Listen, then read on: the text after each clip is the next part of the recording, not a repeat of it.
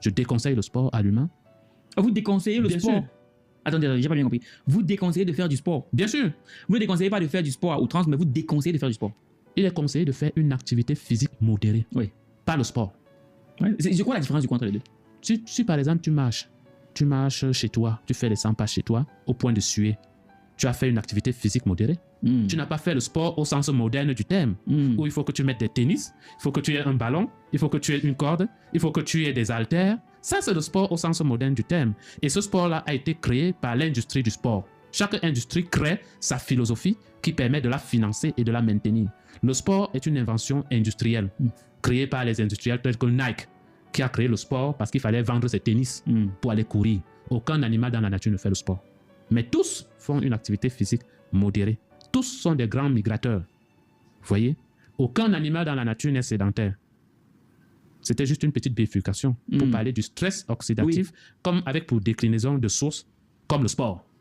Une autre source du stress oxydatif, c'est l'alimentation, qui s'écarte de la nature et qui peut mener à un stress interne qui génère des toxines avec des conséquences diverses et variées.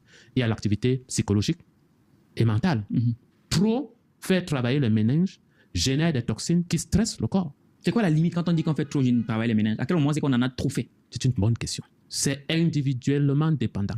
C'est chaque individu, selon ses potentialités, qui réussit à savoir exactement, vraiment à ce niveau, il ne faut pas que je dépasse. Vous voyez? C'est difficile d'avoir une norme comme ça, de dire tu dois faire 2 heures d'activité intellectuelle par jour. Quelle activité intellectuelle? Faire des grands calculs mathématiques ou lire un livre. C'est de ça aussi qu'il s'agit. Quelle activité intellectuelle pour qui? Donner les mathématiques de terminale à un enfant de cours moyen 2 ou les mathématiques de cours moyen 2 à quelqu'un de terminale. L'effort intellectuel n'est pas le même. Donc c'est difficile, c'est un paramètre difficile à déterminer et à généraliser. Il faut juste que chacun puisse aiguiller son corps, se comprendre et savoir à quel niveau je dois arrêter. À quel niveau ça devient stressant pour moi, cette activité. À quel niveau ce stress dépasse ma capacité d'adaptation. Parce que le stress est intéressant, sauf si il ne dépasse pas la capacité du corps à s'adapter à ce stress. Et si le corps a une capacité d'adaptation au stress qui dépasse le stress en question, il se passe ce qu'on appelle l'hormèse. L'hormèse, qu'est-ce que c'est? C'est l'amélioration du corps. Le corps s'améliore en fonction du stress qui lui est soumis. Pourvu que ce stress ne dépasse pas la capacité d'adaptation du corps. Ok, oui, c'est vrai. Donc, il y a des lois comme ça, naturelles, la loi de l'hormèse.